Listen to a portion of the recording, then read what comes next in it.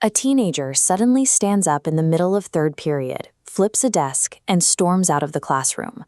Roughly 5% of adolescents in the United States meet the criteria for post-traumatic stress disorder at any given time, yet schools consistently fail to identify them. When we think of PTSD, we tend to picture the adult presentation, explicit fear, and obvious flashbacks. Adolescents process trauma differently. They rarely have the psychiatric vocabulary to describe their internal state to adults. You aren't going to hear a 15-year-old explain that they are experiencing hyperarousal. Instead, their psychological injury manifests as behavioral changes. Explosive rage, sudden risk-taking, or a complete academic collapse get routinely mislabeled as an attitude problem. To fix this, we have to deconstruct the true clinical presentation of adolescent trauma. We must stop punishing symptoms and start implementing actual, school-integrated solutions. Viewing these behavioral shifts strictly through a disciplinary lens guarantees the student will fail, and it permanently entrenches the underlying pathology. A clinical PTSD diagnosis requires exposure to a specific precipitating traumatic event. That definition extends far beyond standard assumptions. It includes community violence, sudden loss, complex chronic exposure, known as adverse childhood experiences, or even medical trauma, like a history in the NICU. Direct experience isn't required. Witnessing violence, learning a loved one was harmed, or repeated indirect exposure, like the children of first responders experience, all meet clinical criteria.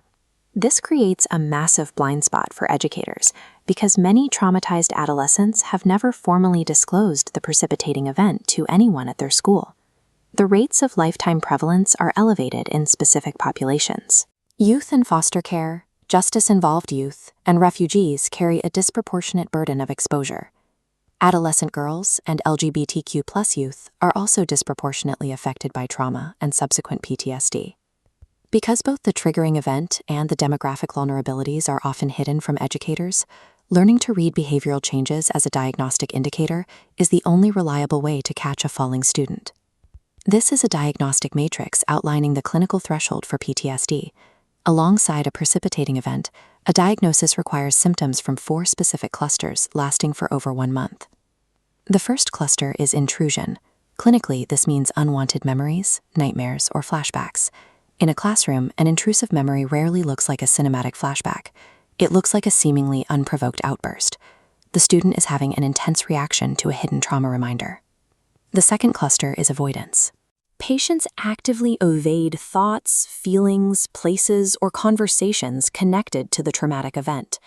In school metrics, avoidance translates directly into chronic truancy, repeatedly skipping specific classes, or abruptly isolating from established peer groups. The third cluster is negative cognition and mood. This involves distorted blame, persistent negative emotions, and anhedonia, which is the inability to feel pleasure. Educators see this as dropping grades, suddenly quitting extracurriculars, and rapid academic collapse. The fourth cluster is arousal and reactivity. This encompasses hypervigilance, an exaggerated startle response, and severe sleep disruption. This is the cluster most often met with suspension. It presents as oppositional behavior, physical fighting, recklessness, and substance use. Dissociation is also a frequent trauma response. A student detaching from their environment is almost always mislabeled as laziness or simply falling asleep in class. Without mapping behavior to this clinical matrix, schools end up blindly disciplining symptoms while completely ignoring the psychological injury driving them. The stakes of inaction are high. Untreated adolescent PTSD rapidly entrenches, leading to comorbid depression, substance use, suicidality, and harder-to-treat adult PTSD. Highly effective evidence-based treatments do exist. Trauma-focused cognitive behavioral therapy is the most established intervention for this demographic. Eye movement desensitization and reprocessing, cognitive processing therapy, and group models like cognitive behavioral intervention for trauma in schools all show strong outcome data. This flowchart illustrates why standard care fails. The traditional external referral pipeline is completely broken. Families face 2 immediate barriers in this pipeline: exorbitant out-of-pocket costs and paralyzing waitlist lengths for specialists. Outsourcing mental health fails because it demands that families navigate massive systemic friction at the exact moment they are in crisis. Schools must pivot. They have to integrate zero-barrier clinical pipelines directly into their own ecosystems. MentalSpace School provides the operational blueprint for this integration in Georgia, assigning dedicated therapist teams directly to individual campuses. The mechanics rely on same-day teletherapy intake.